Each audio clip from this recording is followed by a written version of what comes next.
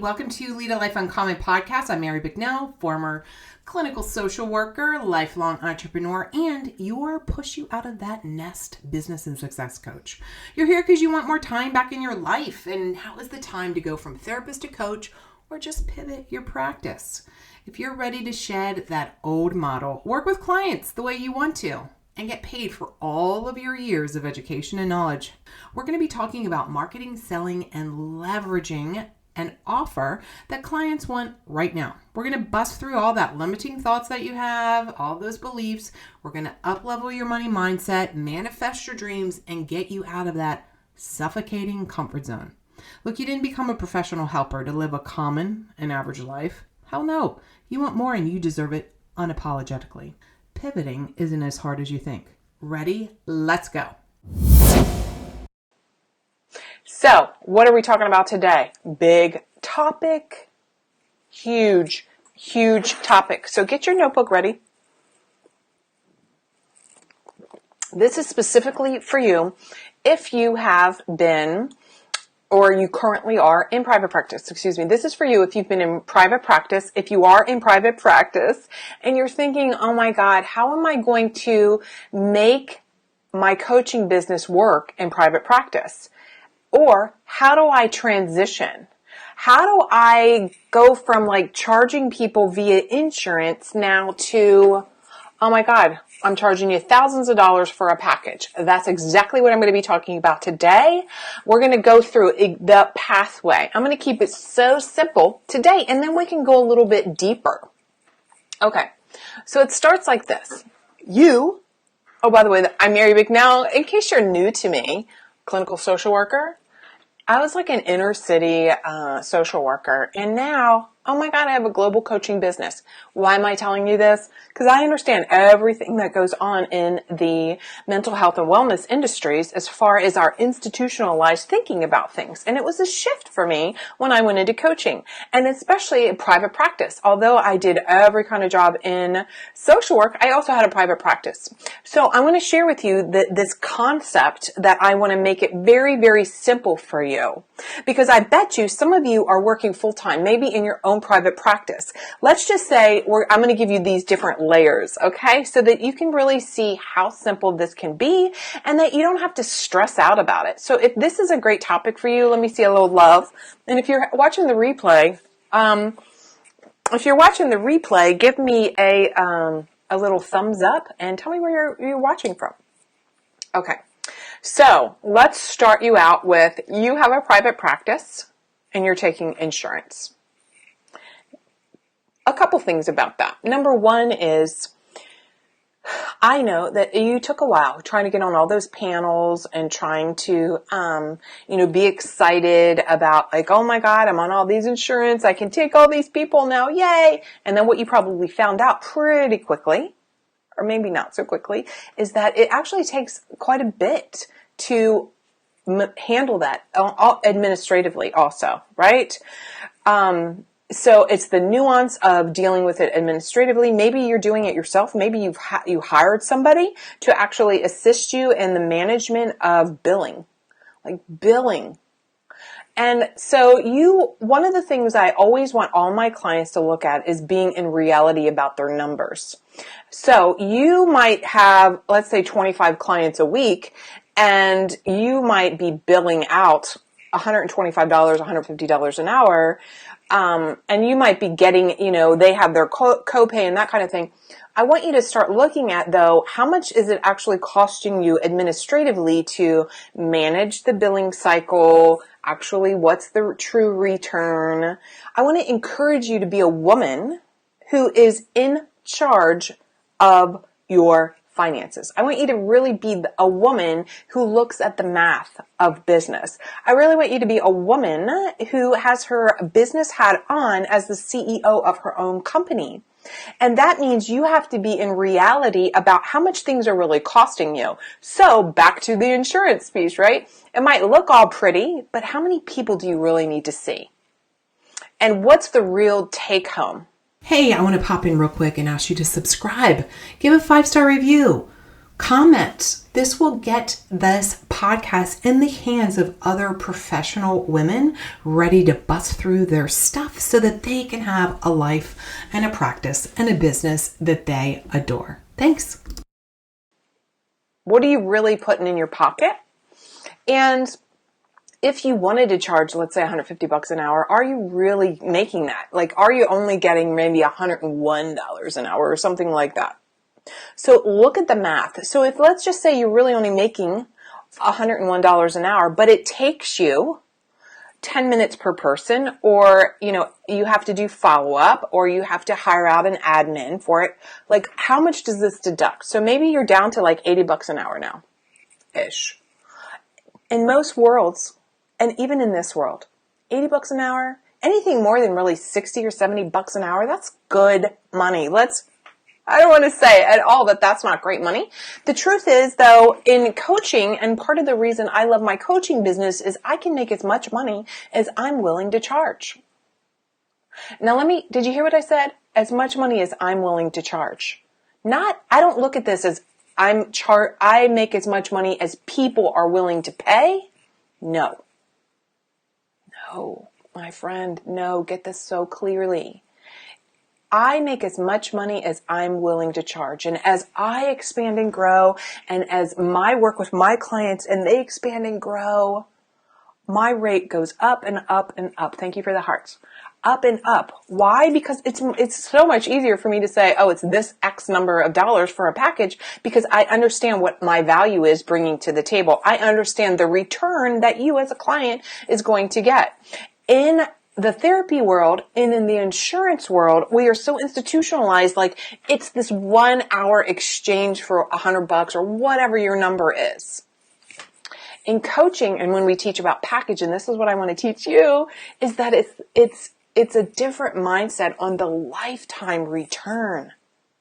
My clients, when they work with me, whether they're my life coaching clients or my business coaching clients, and remember, I actually have I have multiple revenue streams, but there's 3 very concrete things that I do. Life coaching, the regret-proof life coach, business coaching and consulting for mental health and wellness professionals who want to have a coaching business.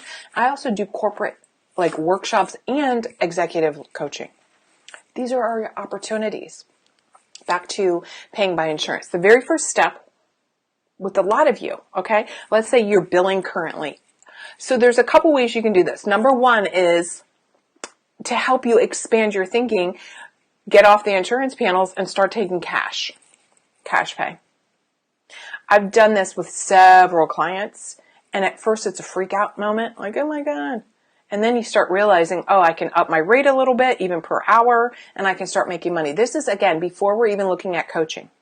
So you could get off panels, start charging per hour cash. That's the first step for some of you. Or an alternative would be, from now on, every client that comes in, this is a coaching client. So that way, eventually your current and I use patients only for point of differentiation, or your therapy clients. I'll call them therapy. Your therapy clients, after they phase out, right? Now you've been generating this coaching cash income. Okay. So again, either get off the panels, start taking cash with the very next person, the very next therapy client, or your very next, your first coaching client, and just allow your current therapy client population to, as they phase out of their insurance pay, now you've built this cash-based business. So that's one of the things, right? That's a couple nuances there. That was 2 or 3 little examples for you. So the reality is the question becomes, how do I take on coaching clients and have them pay me cash when I have these therapy clients who are insurance? So the question then becomes, what's your niche, right? So of course, this is not what I'm saying. If your current therapy clients and you want your coaching clients and they're the same population, you can't do that. I mean, I know you could do that, but ethically, I feel like that's completely wrong. To, all new clients coming in, it's just they are being charged a certain amount. under the guise of, this, you're really a therapy client. No, that doesn't sound right. That's not right. However, there's nothing wrong with saying that you are changing your helping model. Okay? You are changing your helping model. And so now new clients coming in are actually coaching clients, even if they are the same population as your current therapy clients. There's nothing wrong with letting people know that you are changing your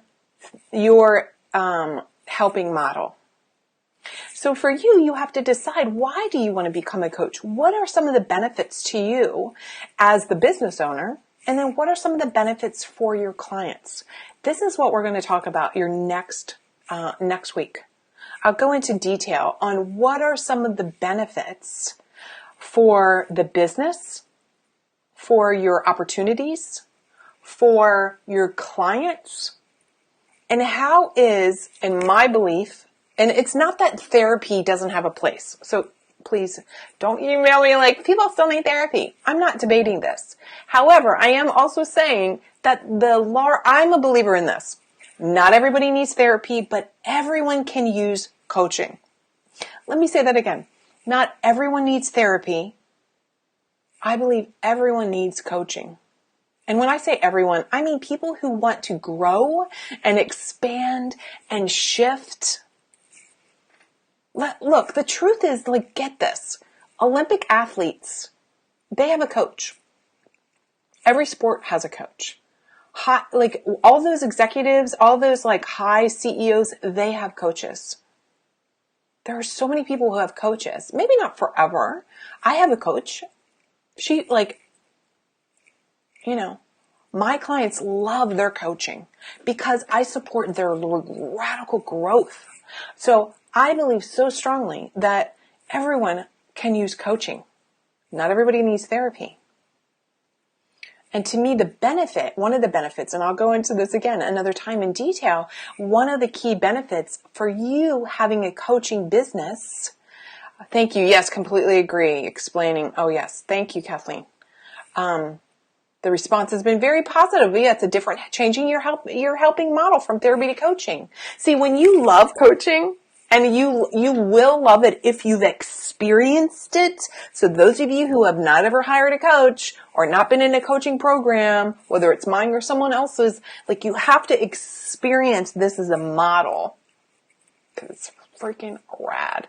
What was I saying? Because she got me thinking about, how cool it is to be able to just say, I've changed my model. So your goal for the next week, until next week when we talk, where I will go in, actually I'll do a video and I'll post it on my blog and I'll share it with you. I'll post it on my YouTube channel about 5 key benefits. But let me just plant this seed. I know with all my heart that if you're watching this or you're in the mental health and wellness industry, it's because you care about people. I totally dig that. I believe this.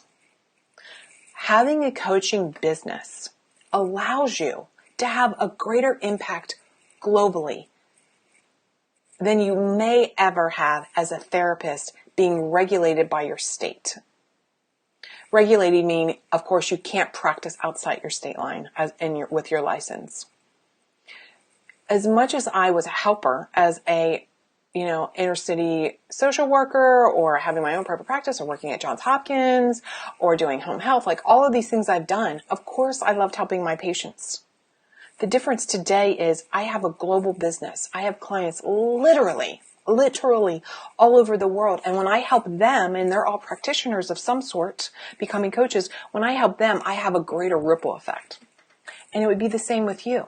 And also I have such huge flexibility.